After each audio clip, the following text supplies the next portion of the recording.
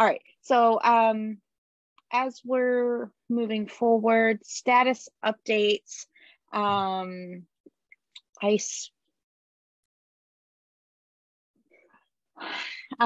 spoke to Babette this week. Don't see her on yet. She had a really good idea for an improved kind of workflow meeting chart kind of thing that we will implement next time. And it's nice. It says basically the items for the agenda, but also like there's another column for follow-up, like who's following up on what issues. And I think that will be very, very helpful. So she has graciously offered that to us. So we're going to test pilot it next meeting. John, any updates on your end or from Jihan? What I put in there the budget. Basically, because of our time extension, we're moving. Our work is going to continue through the next fiscal year. So Nader gave us about a day's notice that we had to come up with more budget for the fiscal year that starts on July 1st. Any money that we're currently working with, which is basically Jihan's salary and the extra money that Nader threw into the original budget, will go away on June 30th. So we have to plan now in January for the money we're going to spend from basically July 1st to August 1st. So what I asked for from Nader in the next fiscal year was obviously salary to cover Jihan through October 1st, which is the last possible date we'll have anything to do, even though we should all be done on August 1st and the council should accept our maps. But if they give us a hard time, we could continue working all the way up until October 1st. And there's going to be some cleanup work to do through August anyways. So I had them budget enough money to keep Jihan on the payroll for at least August and hopefully September, for Jihan's sake. I also asked for $2,000 to cover our last two public meetings, the two big ones we have to have, one above 690, one below 690. That just seemed like a good number. Basically, we have $4,000 in our slush fund to hold us through June 30th.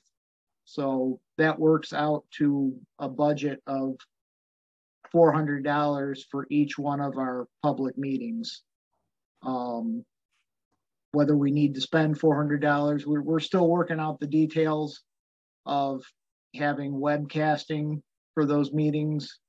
That's probably going to incur a cost.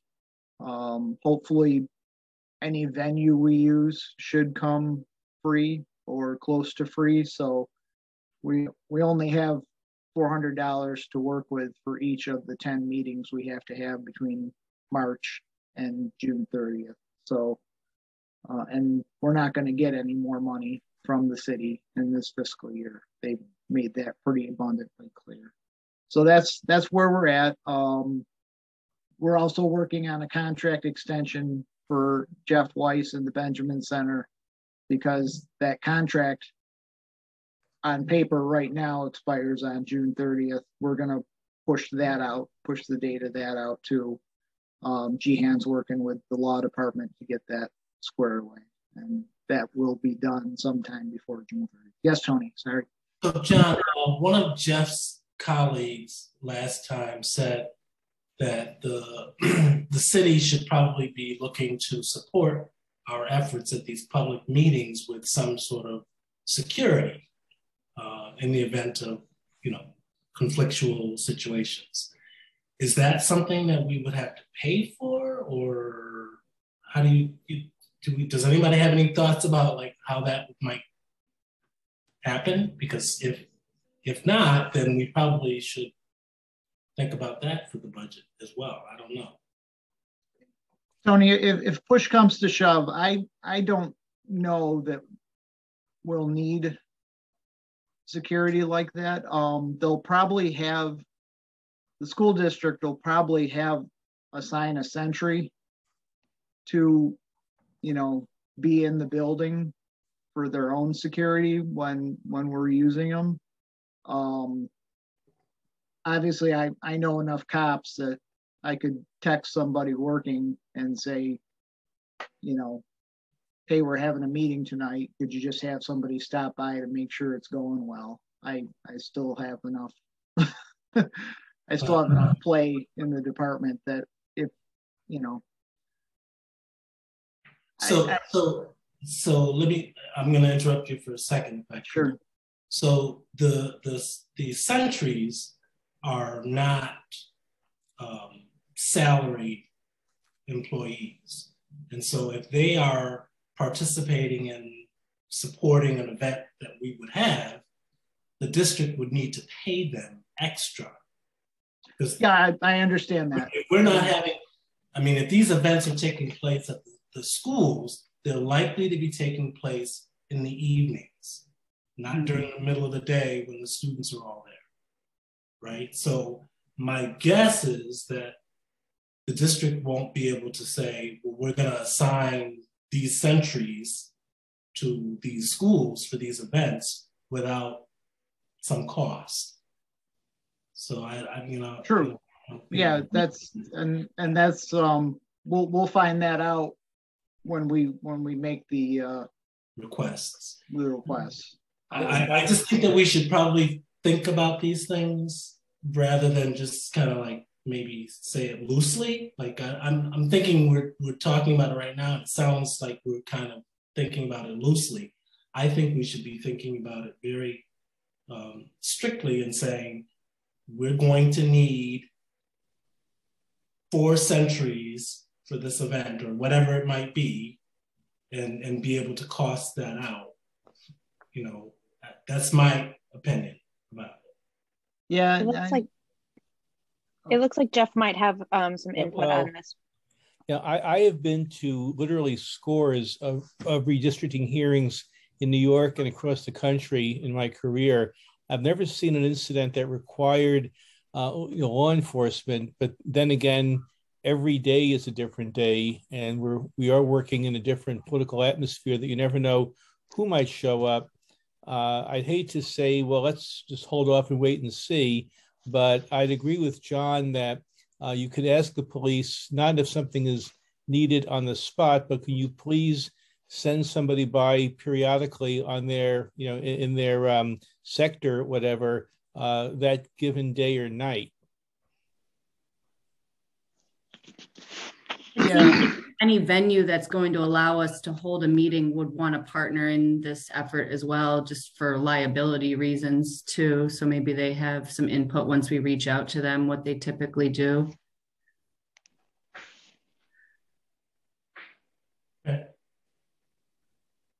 This is Melody. I have to agree with, even though I'm listening to John and to Jeff, and I'm looking at the political climate, and I think that it's better to be prepared than unprepared. And so I would definitely say that anytime you have a venue where we can anticipate 100 and plus individuals to come in and to have a say on something that they feel very strongly about. Already people have taken sides on this because of what's happened in the state redistricting. So, and there's meetings on that all the time because, so I think it's better for us to be prepared. So I would say to let's, even though, now you said, John, that there's only $400 for the entire time we hold meetings. That's $400 for all the meetings, not $400 per meeting. 4,000. We have $4,000 in our fund. Slush fund, right? But what for meetings? Yeah. We're supposed to have 10 public meetings, so right. Simple math says we have a budget of $400 per meeting. So $400 a budget. Now, and the meetings are going to last approximately what, 2 to 3 hours? I'm just talking it out here. So if it's 3 hours and you have 100 and plus people, you want so many people assigned to so many police officers, or and for you say just drop by, I'm not a proponent of drop by. I'm a proponent of stop and be there for a minute. Look, if the city police can assign an officer to be there the entire time, great. I mean, we should ask for that. I agree with you. I think we can discuss this with Nader, or have Nader direct us to the right person at City Hall to see first and foremost what City Hall can provide to us, and then we can kind of, I think, fill in the gaps, talking to city police, and like you say, some of the venue stuff, so that we are prepared. So let's see what the city has as a free resource first, and then we can go from there. Yeah, the state hearings, yeah.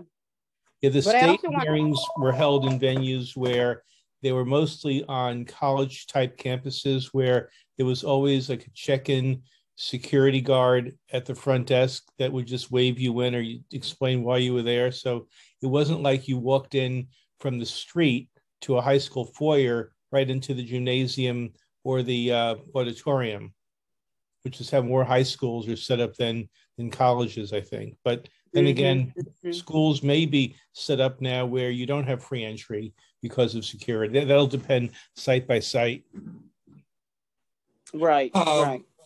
So if need be, I can reach out to Deputy Chief Shoft, because he's on my coalition, and he'll probably be amenable to trying to get one of his officers to the venues. But once we have a date and everything, I'll reach out to him personally. Okay, now they will ask who's going to pay him. And John, you may know this, but I've worked with police officers, as I've shared with you before. And even when there is a fee, they get paid. Either the police department pays them and asks for reimbursement or something like that. They get paid. Being that this is a public meeting forum, it seems like the taxpayers should be covered, in assuming that the city will provide. Not so, they get paid. Well, they should get paid by the city, I guess is what I'm saying. Yeah, I hear you. Bye. It's something that we will expand on that, but they get paid. Just as a public health and safety welfare thing. Jackie, I know you went to the county meetings for the redistricting stuff, the public meetings they had. I don't know if anybody else did, but did they have deputies posted at the meetings? I just worry about the intimidation factor of, we're trying to hold a public meeting, but we got cops watching over you to make sure you behave, which doesn't seem very. I don't think that's so. I'm going to be honest and say I can't think of a public meeting that I've ever been to where police officers were not there. I don't mean they weren't there. It seems like the city would want some sort of assurance. Well, hold on. Let's let Jackie answer, because John asked Jackie. Okay. Are you there, Jackie? No. Okay. Well, I think everyone feels that this is something to look into, something that is important. So let's see what is available to us and go from there. We will get in touch with Nader this week, and we will email you as soon as possible when we start to get some answers. Sorry, I'm dropped off for a minute. Sorry. In terms of those meetings were called by the legislator, and then of course the exec, so that there was no officers there in answer to that, because they was called by them. But if we have a venue, us being this redistricting, it's not considered part of the city. It is true. They will, I think it's $50, or at least it was the last month when we did it, $50 for whatever, 4 hours or something. I would ask that you reach out to at least CAM 415. It's a complicated relationship with the police department, as anybody knows. And at least CAM 415 is kind of mixed with the retired verse as well as some active, but it's not so, it's a better field. I'll just put it that way. You said that very diplomatically. Thank you. Okay, perfect. So was that everything on the budget there, John? Yes, okay. There was the NPR WRVO little blurb that came out, and that's cool. We just had a inquiry from Post Standard, politely saying that there's nothing to write about because we haven't done anything yet, but like asking for, like, you know, they said they would talk to us, but they would probably just, you know, circle back when we had something going on. Have you tried Jeff? writing an op-ed, which would be different, to say, you know, hello, Syracuse, there is a process coming up very shortly. You need to know about it. Here's, you know, what it's all about. Here's what it does. Here's why you should care. That really covers the same thing, except on the editorial page than a news article would cover. Like a 500-word op-ed. Love that for us. Okay. I think that's a great idea. Is there anyone who would be interested in doing something like that, writing an op-ed for the paper? I'll take a stab at it. I love that. I can help you Tony. with it if you like. That'd Thank be you. great. I appreciate that, Jeff. Okay. So how is everyone doing getting their little interview clips to Jihan? I know we've had a couple of people do it. I know it's not everyone's favorite activity, but I do think that it's just like something fun, something helpful for our socials. It makes all of us a little bit more real. So just a reminder to do that. Jihan is also going to do just some like stills of just like a picture and like a little interview thing that she can send out to you how she wants you to do that. If you're like adamantly opposed to the reels, but I do think some video content would be cool. So make sure you get that in so we can make the compilation videos. Molly, if I could ask, excuse me, is there any way we can view that so we know what you're looking for? The ones you say a couple people did them. Do you like them? Can we view them to see what you're looking for, or should we just? Did you get the list of questions, Melody? I'm not going to tell you that I did. Okay, so there was a list of like questions that like everyone's going to answer that went out in the email this week. So all you have to do is answer those questions. So this is a written thing. It's not a video.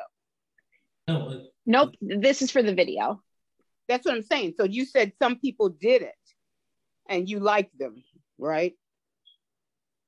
I don't know if she said she liked them. But some people, yeah. I mean, I haven't looked at everyone's stuff. I just sent mine to Jihan today. So you know, I get it. No, I don't want to belabor this. I just wanted to see if we could, if you know me, I just want to say, well, you know, is there smiling going on? Is there a relaxed atmosphere? I think you should be yourself, Melody. I just think you should just be yourself. You don't want that. I'm going to tell you now. I think that people need to see that you are on this commission, not some picture of someone else. I think Melody. Oh no, I would use. I would definitely use my picture, but I'm just saying there's some. Okay. I think I've shared about me and how I speak and my tone. So I just wanted to see how other people did it. That's all. I'm being very upfront and honest here. Okay. I'm here for it, Melody. I want you to be yourself in these videos. That's what will make people see everyone that we have on here. Melody, I'm happy. Melody, I'm happy to send you directly mine. Thank you so much, Tony. I appreciate it. I'm not happy with it, but you know. Okay, thank you. It's done. And so continue to share, like, comment on any of the social posts. Babette is working on, I think she was contacting Graham to get some copy for the website just around like FAQs and like definitions on like redistricting and all that kind of stuff, just from an educational standpoint. So Babette is working on that as well.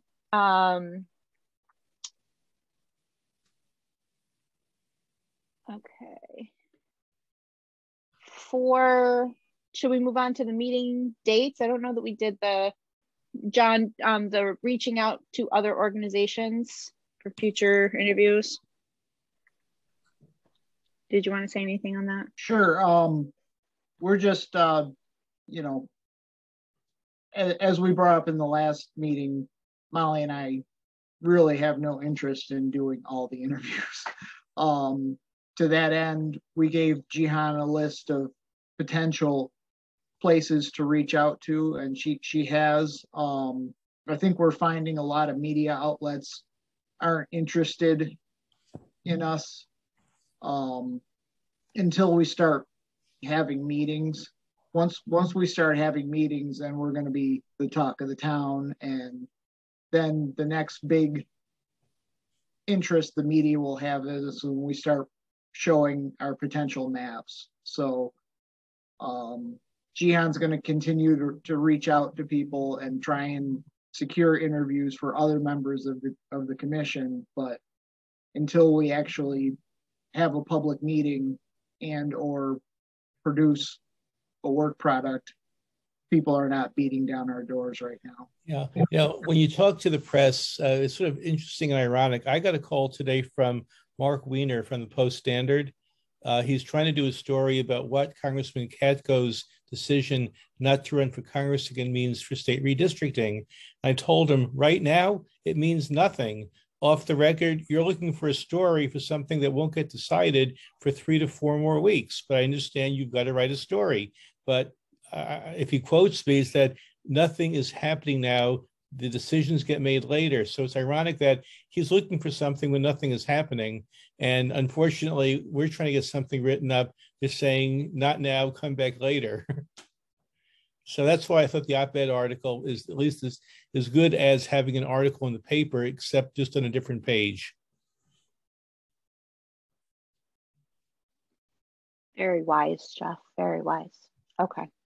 Real quick. I'm sorry. Real quick. No. Yeah. A couple of things. One, I don't mind doing an interview, but I think that we should have some standard talking points, universal, so that way no one goes too far off script and adds anything, because other than the really huge things that are going on, all it takes is one person to misstep, and then it's going to become a thing. Yeah. I could help with that because we want to talk about this being a fair, objective, open, transparent process that follows the rules. I've seen an awful lot of people mistakenly say something political or partisan that just throws the whole thing off message. If you ever needed a volunteer for radio or podcasts or anything, I could raise my hand for that.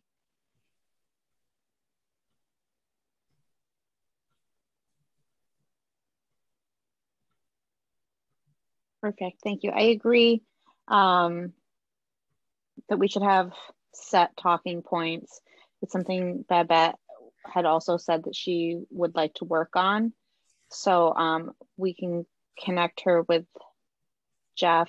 Yeah, let's do that. Okay. Okay. So speaking of all the excitement start, oh, Bruce, did you have something? Oh, hold on, you're muted.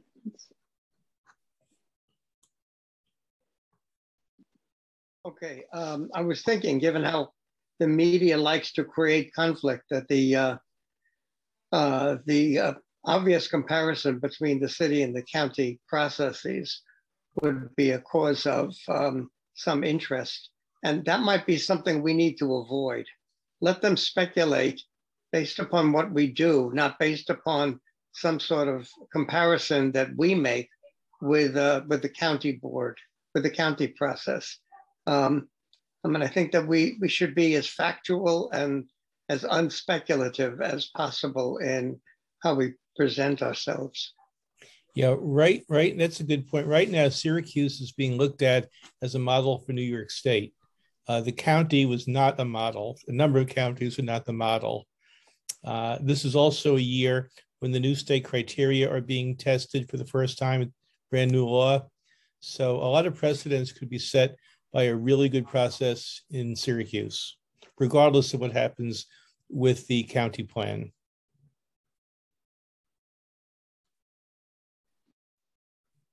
Okay, perfect. So is there anyone else that wants to chisel out the talking points with Babette? She has already said she would like to do it, and Jeff will probably be taking lead on this as well. Anyone else that feels this is within your wheelhouse to iron out some set talking points? Would we have to submit? I'm interested in kind of looking into it, but would we send those comments or suggestions to the vet, or who actually gets, so that they can kind of mold it somewhat? I think once the talking points are set, you know, making sure that everyone has it. We'll put a copy on the drive so that you can make it your own, even if you're speaking casually to coworkers or anything like that. I think kind of staying on message is wise. So yeah, everyone would have a copy. So you want to be a part of that, Jackie? Sure. Okay.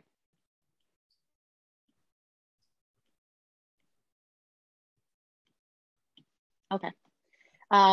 So I know that, you know, we keep saying, well, once these public meetings come about, the doodle poll has been open for a little bit more than a week. So we have some good dates that I think we should just nail down so that we can start moving. So just to have some diversity in the times, we have 2 weekend days and 2 evening times, and then 1 daytime for anyone who like does shift work or that it was difficult. So this is what we came up with. Our first meeting is going to be Friday, March 18th. And I'll put this in an email and everything for you, but Friday, March 18th, that's supposed to be our daytime meeting. Saturday, March 26th. And we can just set like the time because it's, you know, Saturday. Thursday, April 7th. It's going to be an evening meeting. Sunday, April 24th, anytime. And Thursday, April 28th, evening. So I think that it's best that as many of us can be there. We definitely need 9 of us for the quorum, but I think that it's probably best if all of us, you know, as many of us can come as possible.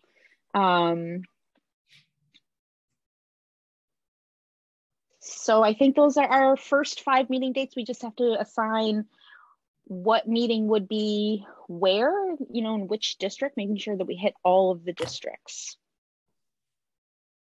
And you said you're going to send that? Yeah, you're going to send that out. Yeah, because I just went over it really fast. So I'll just, we'll zip it right out for you guys. So you can mark it in your calendars and you can plan around it. I think wherever we're choosing, as I am interviewing certain churches in the area about their filtration, because that's like so for some folks, especially here, it is more of a deal breaker when you don't talk about, okay, the place has good air filtration, you know, something. Right. And Jackie, you know, a couple of churches have already closed down. You might know the couple here. Yes. Yeah. We got one offer of the library, but it is not that large. The Butch, I call it Butcham. Yeah, call it Butcham. Yeah, they had the filtration and they have the auditorium. I mean, that is a meeting space for the folks here. But again, I hesitate because that's going forward a few months and they can close down at any moment. Right. I think the thought was, you know, pushing it into mid-March. You know, we have to start, you know, between March and May. So kind of hoping that mid-March, maybe things were going a little bit better. With COVID, we're still going to try to figure out. Jihan has been diligently going back and forth with different companies and with City Hall, trying to figure out the technology so that we can, stream and have interaction from the public online, so that there is that online option. But hopefully going into mid-March and into April, things maybe don't look so dire.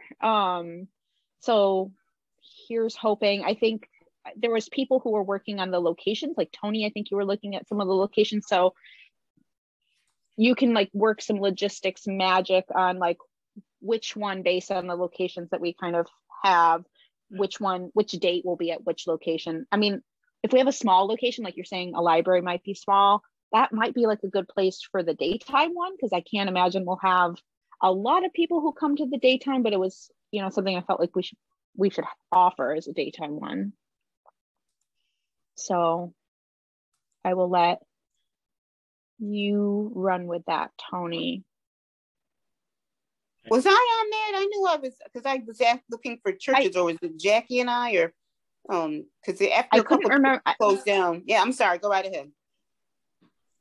No, yeah, I think you are, Melody. I didn't have the list in front of me because I'm just on today's page. Right. But I think you are. So you know each other. Yeah, right. You are the logistics people now, and here are your dates.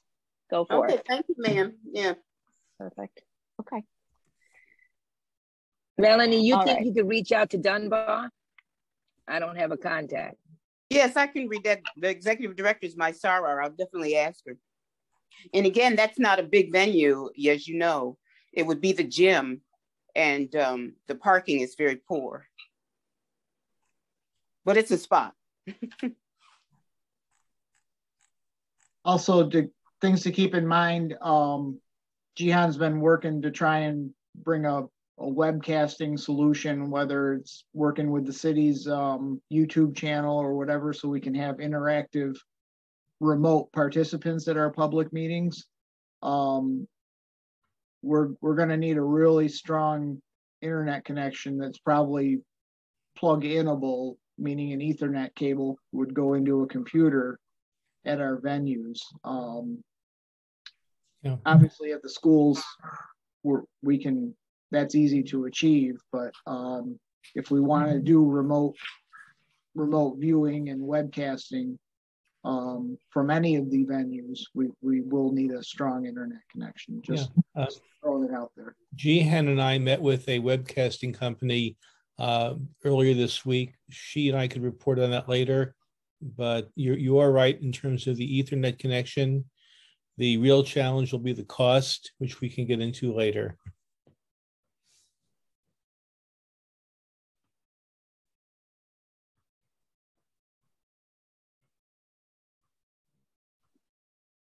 Okay. So I don't know why I'm continuously surprised, because like getting into this process, it's always been a surprise, like, oh wow, this is super involved, like way more than I thought. So even just small things like the technology, like, oh, like you need like Ethernet and like this many, I don't even know what these things are called. So everything has just been more involved than I ever anticipated. So it's fun.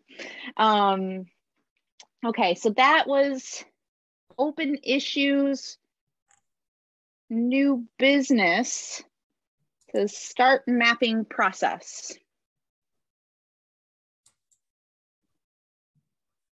John, did you want to say anything, or Josh? John, you got anything to say? Well, just is it time to start? Start doing stuff. I know I sent you something today, Josh, and that was just a throw it on the wall and see if it sticks kind of thing. That was a good brainstorm. That was a solid brainstorm. So I'm starting next week. I'm going to put together the database and begin the deviation and demographics report for you. It should take me no longer than 2 weeks to put that together, at which point you'll have the current populations of the districts, their demographics, how they've changed over the past 10 years, and what the population deviations are from the mean. Once that's in, I mean, I would start thinking about communities of interest, things you want to keep whole, that sort of thing right now, as well as start considering, your ranked priorities and the sort of principles behind drawing the lines, so that once I have the demographics and deviation report and we then start the mapping process, we can kind of have a conversation about what's going into the recipe for the first pass. What are the priorities, what are the things you'd like to see, what are the things you'd like to avoid, and that way I can kind of take a first pass at what a districting plan doing that would look like, and then we'll come back to that and make changes on it, and incrementally just sort of move things around. Inevitably in the process there are going to be questions: what would this look like, what would that look like? And so I can start doing those sort of things. But the sort of first step for the immediate is to get the deviation and demographics report, and to get the lay of the land of where we're at now, and also to put together sort of a list of priorities, secondary to the legal requirements. Yeah. Do you think that the deviation has changed significantly from, I'm not in favor of keeping the same lines for the sake of keeping the same lines. Do you think that the deviation has changed significantly so that we need to redraw? I will say that yes, you need to redraw. I don't know where it's changed enough to have to have done that, but it definitely has. I'm not familiar enough with what's it's been over a decade since I've lived in Syracuse. And so I don't have a real sense of what's changed. I've been up there a couple of times, and usually I just notice that the street that my great-grandpa lived on is a lot busier than it was when I used to visit when I was a kid. And that apparently they're repaving the entirety of Ontario Street. Beyond that, I'm not super keyed in. You'd be able to better answer that question than I would. But I will say that it's almost inevitable that something needs to change. Okay. One last question, and it's not directed at you, it's directed at everyone else. Have you heard of any people upset when the initial divides occurred 10 years ago with how they were divided? And what were the complaints, if any, with those divisions that we might be especially attuned to when we do it? My understanding is that it didn't happen 10 years ago. The most recent time it's happened was at least 20. That's right. And nobody seems to be 100% sure about that. I spent a long time trawling through the city website looking for some evidence that it actually happened 20 years ago, and I couldn't find a thing. Yeah, one thing also to consider is, this being a first-time commission with also using first-time city and state criteria, is that often you find redistrictors working on a least change scenario. In other words, make as minimal changes as possible and leave the map as it is. But if we're saying we don't know when the last time these lines were drawn, and then Josh comes back and tells us that different districts are so out of alignment with population deviation that they may also, based on the public comment that you hear, out of alignment in terms of what communities of interest, how neighborhoods ought to be grouped together. So I think you need to keep an open mind. Right, because this is Jackie. We're from the 16th district here.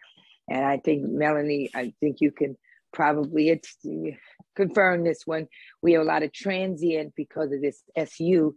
And so the biggest challenge is don't do what the state did, which is lumping these folks who are transient, who won't be here for the duration in, because then we got 10 years of that process of people who don't necessarily live here yet they're considered part of a district.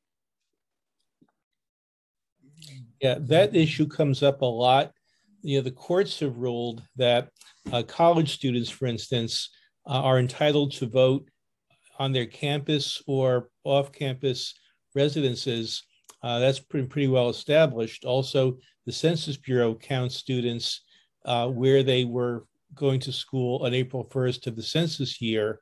And then just yesterday, I heard criticism in Broome County that students come in, they're here 6-9 months of the year. They don't know one part of the county from another. They just stay in either Binghamton or Vestal, and then they leave. So why should they be represented in districts of their own or that favor them? So that's something else where you need to see what comment looks like, what people are saying about that. And Jeff, just Sure. because we're talking about students, but anything to do with like the jails? Well, in terms of the jail situation, if there's a city jail located within the city boundaries, then the Census Bureau counted those incarcerated persons through what's called the group quarters counting at the jail facility. And then at the state level, I take it that there are no state prisons or federal prisons within the city, that the state populations have been adjusted so that if you have, I'll just say 100 prisoners, inmates up in Clinton whose homes of address prior to incarceration were in the city of Syracuse, then the state data that you'll be using, the Census Bureau data, has already incorporated those individuals back to their census block addresses prior to incarceration. So it works. I'll just repeat: if you are in a city jail, you were counted by the Census Bureau, and you're counted like in that at that address. If you are a Syracuse resident temporarily incarcerated 500 miles away, you would put back into the census block, not your house, but the census block for where you were living prior to incarceration. Okay, thank you. Appreciate that. Yep. That's the plan. Okay. Colleen, did you have something? You had raised your hand earlier. I was just going to mention maybe this is getting ahead of it too, but just after we identify, I guess, what the community's concerns are and what our priorities are for remapping, why we shouldn't rule out adding additional districts too, not always having to just assume that we have to keep within the 5. Because you'd have to change the city charter in order to do that. So that's not a possibility at all. No. The ordinance says we're supposed to draw 5 districts. Okay. Just throwing it out there. I think Josh gave us some homework though. We should probably. Do you want to set a date, Molly, for a deadline for coming up with our list, our own personal list of priorities and our own identification of communities of interest, and then we can kind of get together again and pool those and see what our common as a group interests are. You know, kind of like how we selected the other 8 members of the commission. Everybody ranked who they wanted. Right. You know, we could do the same kind of thing with our list of priorities for redistricting. Maybe it's exactly what I was going to ask. If the records and the transcripts are available to the public, we don't want to predetermine any of your thinking on what districts ought to look like before we have public comment. This came up at the State Commission, where the State Commission worked behind closed doors, except for a few public meetings, which were really to transact business or to listen to the public. So once the state hearings were completed, they took a month to draw the plans that the state legislature earlier this week rejected. But no one knows what those deliberations were like to reach those maps, leading one commissioner to say, if you want to know how we discuss things what we talked about, how we deliberated, then send us a FOIA request. And although the commission's work product probably isn't going anywhere, if the legislature adopts the plans on its own, you don't know what from the record could be used for or against anything, that you were simply being honest, but that led to someone else thinking that you were predisposed against the neighborhood. You never know. So I'd be very cautious that we listen to the public first and to see what they say. Then you can discuss what your thoughts are based on public input. But the mandate here is to hold hearings, to hear from the public, and then come together to draw plans. I'm not drawing a line in the sand on this. I'm just thinking that it's safer not to start drawing maps before you know what the public wants. Although what Josh will work on, the malapportionment, to show the population differences from what's legally necessary from the current plan with the new numbers is essential. And I think once you have that document, then you can say, well, obviously districts 1, 2, or 3 need to move different ways because of the numbers. That's different conversation.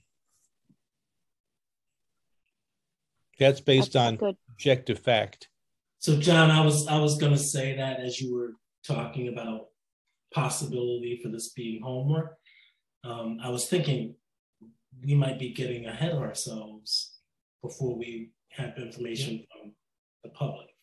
And so Jeff, you said it perfectly. Right, yeah. I'm thinking about it, I'm like, I don't know if we want to do that, because then people might construe that to be, well, they already had their ideas about what they want it to be. And you want to keep an open mind.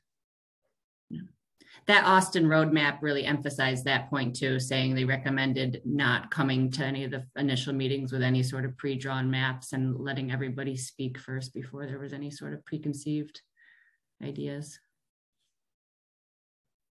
Sounds good.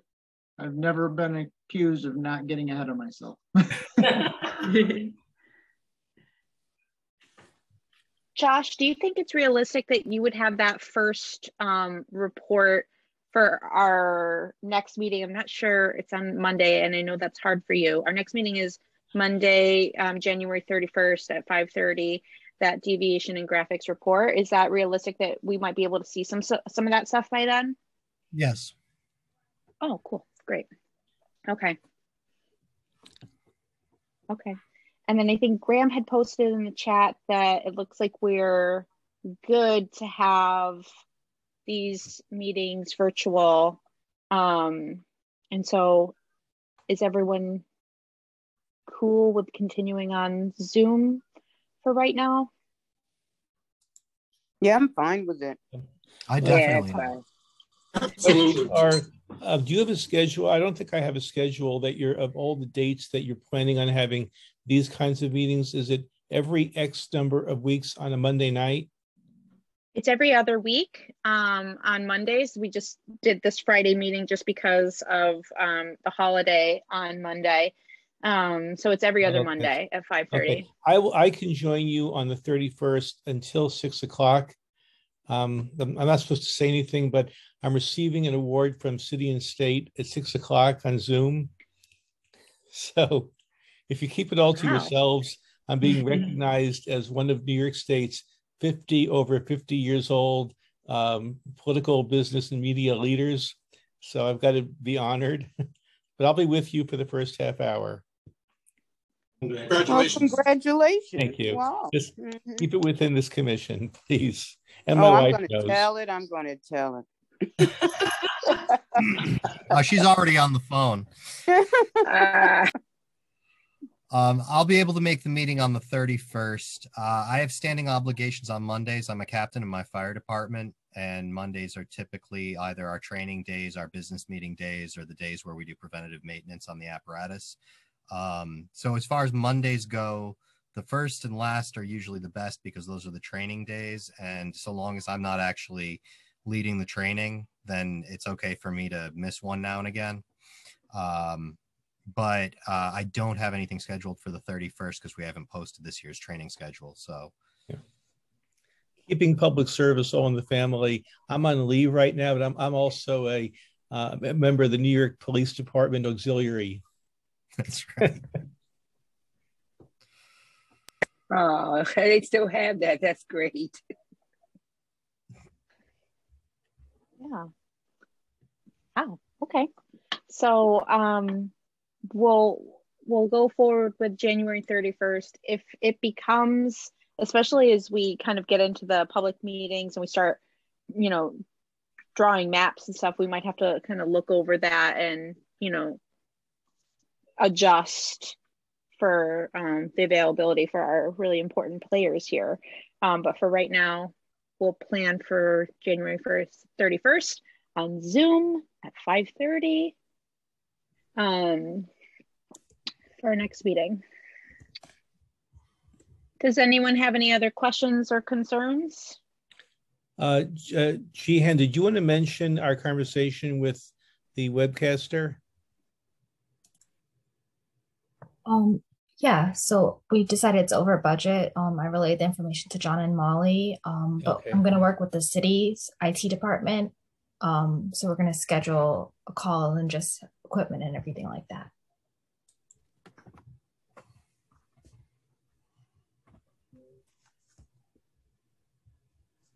Anyone else have anything that you want to add or ask questions while we have our experts here?